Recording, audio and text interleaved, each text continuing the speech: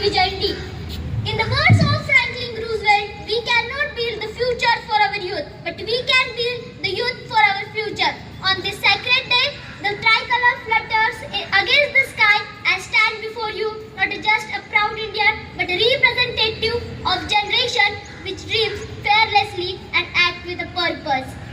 78 years ago, our ancestor gave us the most precious jewel of freedom. But freedom is not a certificate to kept in a museum. The freedom is a living responsibility. Freedom means free from corruption, discrimination and ignorance. My dear friends, we are the youth of India and the Nava Chetana and the architect of 2047. The centenary of our Independence Day, we envision the India where is a world-class education is affordable to every child and the healthcare is affordable to every family also. And the technology bridges the gap between the rural and urban dreams. But this vision will remain the only dream. If we think the changes will come someone from else, but it will come from our values, voices and our votes.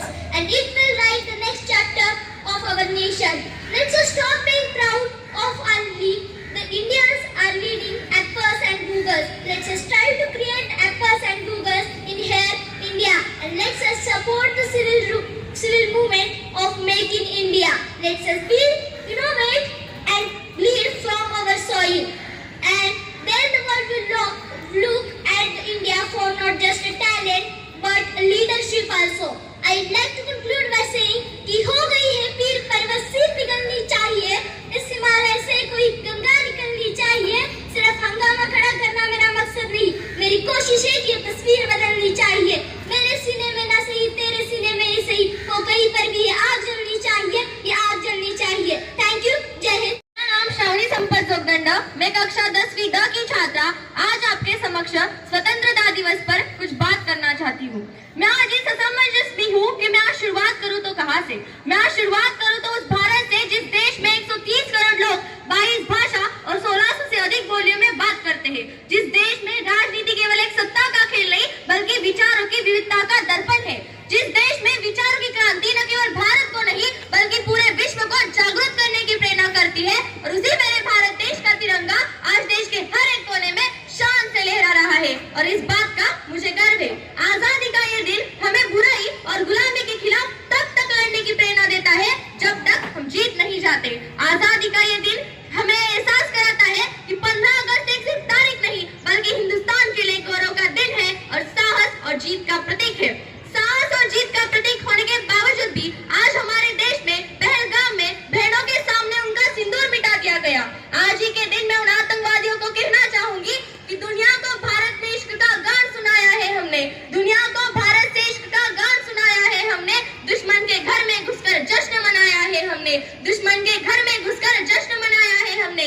धर्म पूछकर बहनों का सिंदूर मिटाया था तुमने और उसी मिटे सिंदूर को बारूद बनाया है हमने, बारूद बनाया है हमने। यहाँ व्योमिका और सोफिया जैसी नारियां लड़ती है, यहाँ व्योमिका और सोफिया जैसी नारियां लड़ती है और नारी की चुटकी भर सिंदूर की कीमत आपको कितनी भारी पड़ती है और नारी की चुटकी भर सिंदूर की कीमत पड़ती है। इस देश ने डॉक्टर बाबा साहेब अम्बेडकर के जज्बे को देखा है, जिन्होंने दलित समुदाय को अपने हक को प्राप्त करने के लिए आत्मनिर्भर बनाया।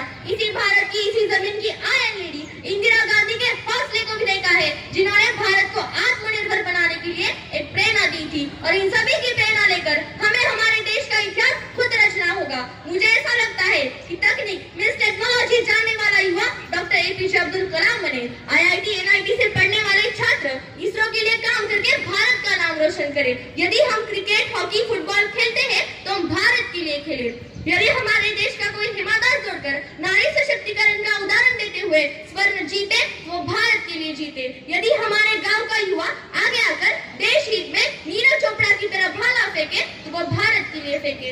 रचनाएं ऐसी रची जाए कि साहित्य का नोबेल पुरस्कार भारत को प्राप्त हो। इस तरह हमारे देश का हर एक युवा हर एक कामयाबी में आगे आना चाहिए, तब जाकर हमारा देश एक विकसनशील राष्ट्र से लेकर एक विकसित राष्ट्र बन पाएगा। जाते जाते समय मैं भारत की बेटी अपने विचारों को पूर्ण विराम देते हुए इतना ही कहना चाहूंगी कि जब इस वतन पर कोई आँच आएगी, जब इस वतन पर कोई आँच आएगी, भारत मानव आंखों से बुलाएगी। तब जाकर हिंदुस्तान के हर घर से एक रानी लक्ष्मीबाई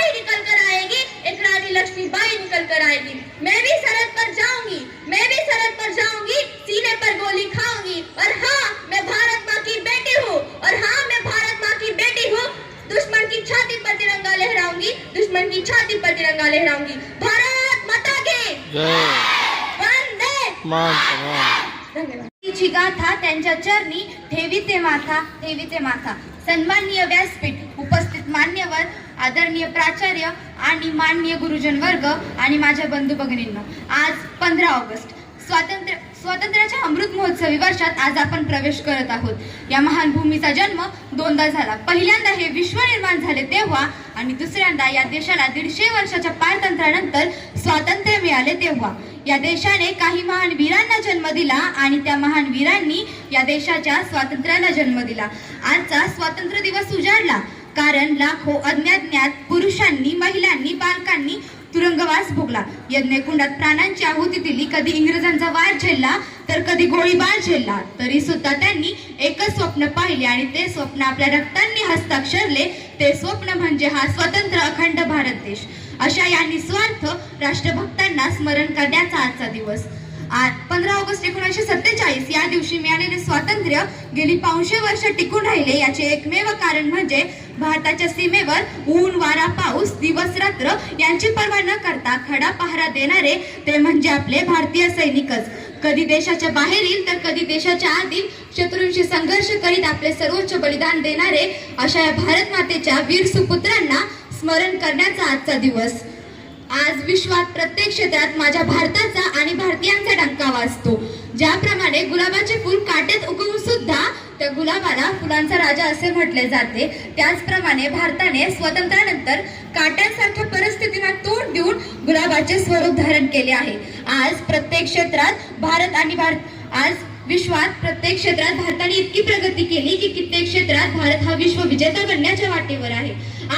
आज हा आपला भारत देश जगाची 5वी मोठी अर्थव्यवस्था आहे। ही सर्व प्रगती शक्य झाली ती केवळ राष्ट्रप्रथम या भावनेतून काम करणाऱ्या भारतीयांमुळेच। आपण या प्रगतीला हातभार लावू शकतो। याचा अर्थ भारताच्या सीमेवर जाऊन तैनात राहणे, देशासाठी प्राण न्यौछावर करणे, राष्ट्रप्रेम असा अभिमान बाळगणे असं होत नाही, तर आपण इतर कर्तव्यातूनही या देशासाठी देशाचा प्रगती अजून उंचावू शकतो। अस्वच्छता, भ्रष्टाचार, भेदभाव आणि राष्ट्रीय संपत्तीची नासधूस असे कार्य न करता प्रत्येकामध्ये माणुसकी हा धर्म जागृत करावा, गरजू व्यक्तींना मदत करावी आणि वृक्षारोपणासारख्या उपक्रमातून तर आपण या देशाचीच नव्हे तर संपूर्ण जगाची सेवा करीत आहोत। जाता जाता मी एवढंच म्हणू इच्छिते की न जाने कितने शहीदों ने अपनी कुर्बानी चढ़ाई थी, न जाने कितने शहीदों ने अपनी कुर्बानी चढ़ाई थी, तब जाकर मेरे देश ने सच्ची आजादी पाई थी, तब जाकर मेरे देश ने सच्ची आजादी पाई थी। अमर शहीदों ने मिलकर एक ऐसा सपना संजोया था, खुशहाल रहे ये देश मेरा, ये सोचकर सब कुछ खोया था, ये सोचकर सब कुछ खोया था। आओ मिलकर एक पुनः एक नया जहान बनाते हैं, जो सपना शहीदों ने संजोया था हम उसको साकार बनाते हैं, हम उसको साकार बनाते हैं। धन्यवाद।